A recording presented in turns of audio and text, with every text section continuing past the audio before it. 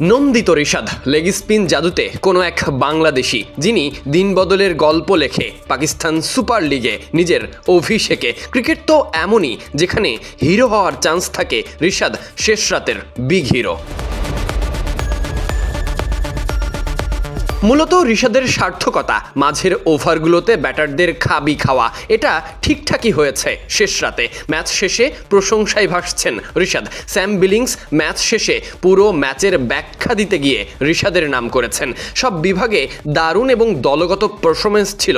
ফকহর যেমন ব্যাট হাতে দারুণ শুরু করেছে, তেমনি বল হাতে সবাই ভালো করেছে। স্পিনাররা অসাধারণ করেছে। ঋষাদ ফ্যান্টাস্টিক ছিল। বোলিংয়ে এসে রাইলি রুশোর গুরুত্বপূর্ণ উইকেট নিয়েছে এবং আমাদের ফিল্ডিং ক্যাচিং অসাধারণ ছিল।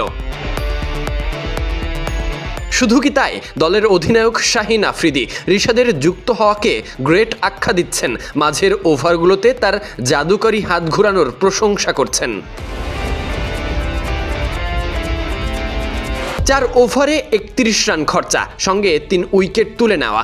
ঋষাদের হাতের কাজ এখন ব্যাটারদের বড় ভাবনা। কখন গুগলি করবেন, কখন বা লেগ ব্রেক, এসব ভাবতেই দিশেহারা পিএসএল খেলতে আসা বাঘা বাঘা সব ব্যাটাররা। ম্যাচ শেষে তাই অনুমিতভাবেই প্রশংসায় ভাসছেন ঋষাদ।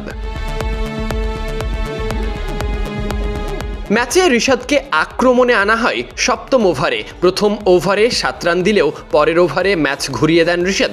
দক্ষিণ আফ্রিকার বিধ্বংসী ব্যাটার রাইলি রুশোকে ফিরিয়ে ঋষাদ নিজের চতুর্থ অর্থাৎ দলের 13তম ওভারে আরও একবার জ্বলে ওঠেন। ওভারের প্রথম বলেই অভিজ্ঞ মোহাম্মদ আমিরকে বোল্ড করেন। সেটা ছিল দুর্দান্ত এক লেগ ব্রেক। এরপর চতুর্থ বলে আবরার আহমেদকে ডিপ ব্যাকওয়ার্ড স্কোয়ারে ক্যাচে পরিণত করে।